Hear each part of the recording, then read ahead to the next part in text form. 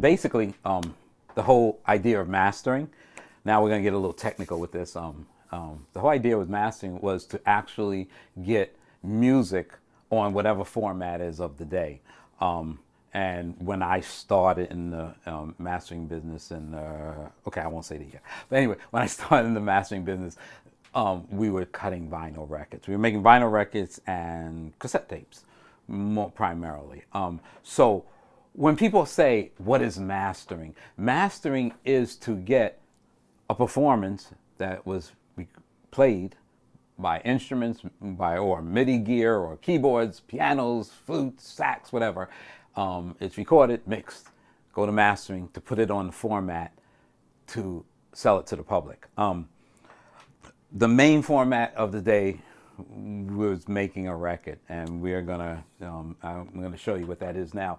This is what is known as an acetate.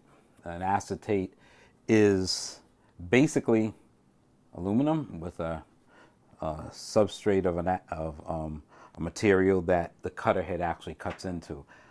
This one has nothing on it. It's no grooves on it. So this is a record before anything's been actually cut into it. It's very smooth.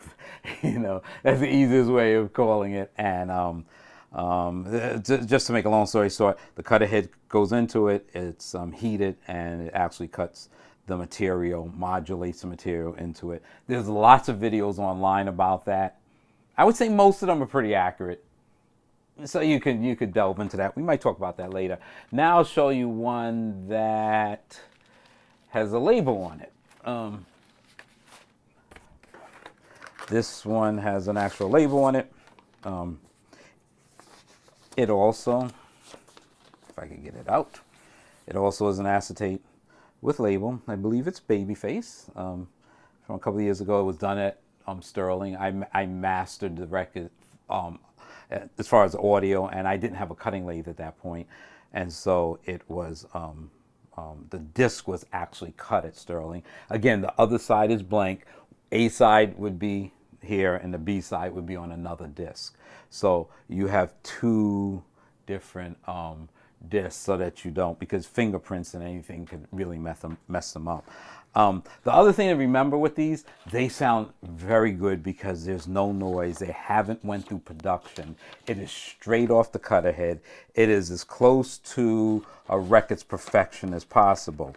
The only problem with them is it's a very soft material, and a diamond needle, every time you play it, you lose more frequencies, especially in the high end.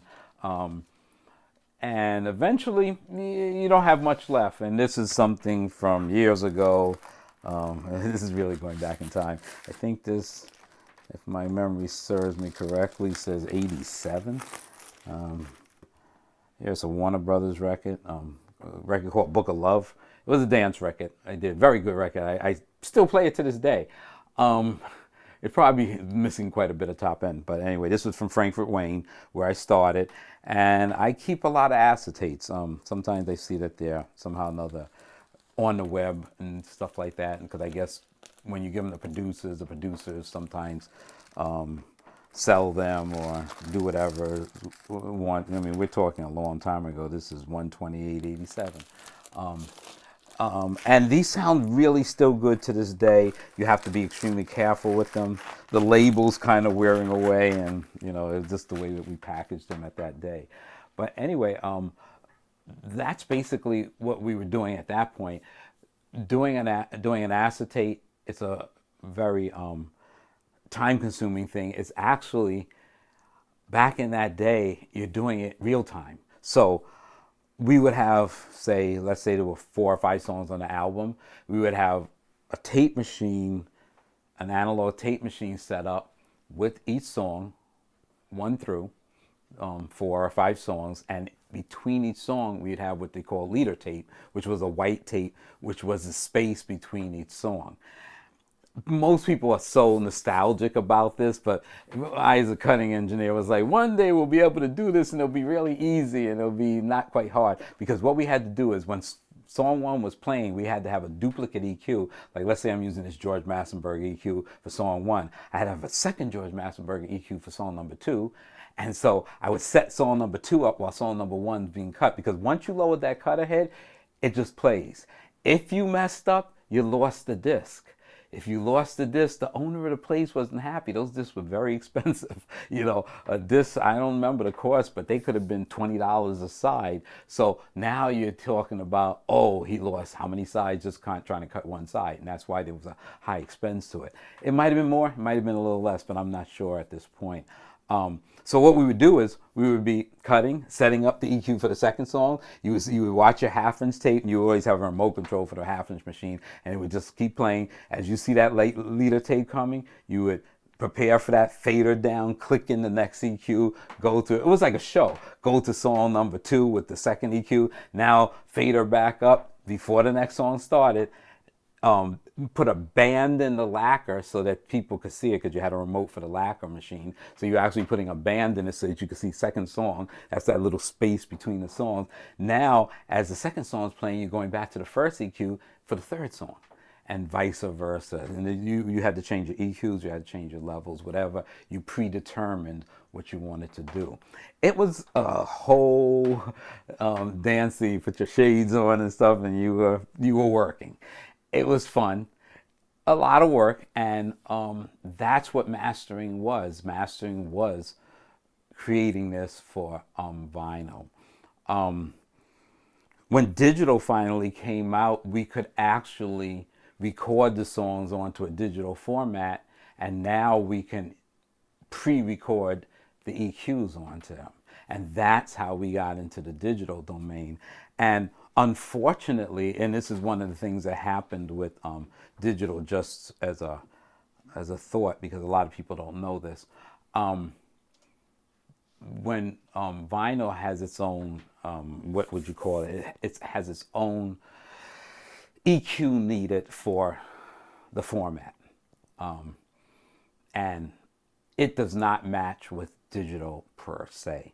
Digital can handle more low end. Digital can doesn't necessarily need the top end. There's something called radius EQ in a vinyl. As you go in a diameter, if you think of a vinyl record, there's more area here. As you go in a diameter, you tend to lose top end. So we would add more top end to the vinyl as we were going. And when digital first came out, unfortunately, there was such a rush just to just get that CD done. That vinyl EQ went on to this digital because nobody wanted to do a separate EQ for the CD. I was one of the first persons that, I'm not going to say I was the only first person, but I was one of the first persons that was like, you know what, I like this format, I like that format, let's do a separate one. And I kind of did it myself so that the record company wouldn't have to pay for 2 different mastering. But you really need 2 separate masterings for that, even to this day, because vinyl has such its own parameters needed for sound versus digital.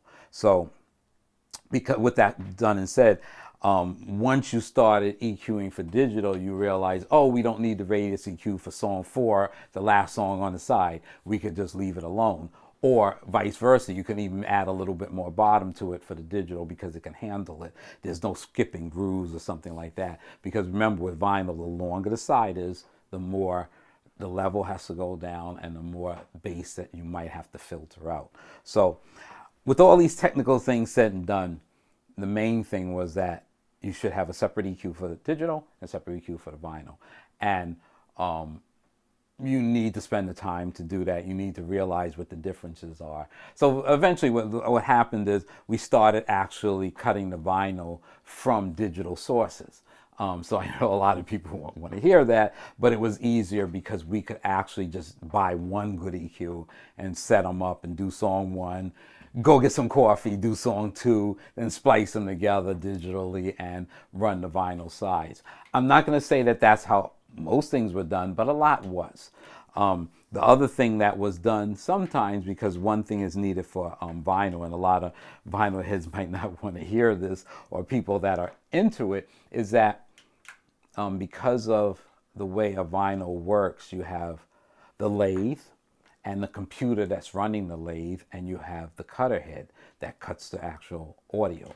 And you have to have one slightly behind the other. So the lathe has to hear the material first, and then the cutter head has to respond to it.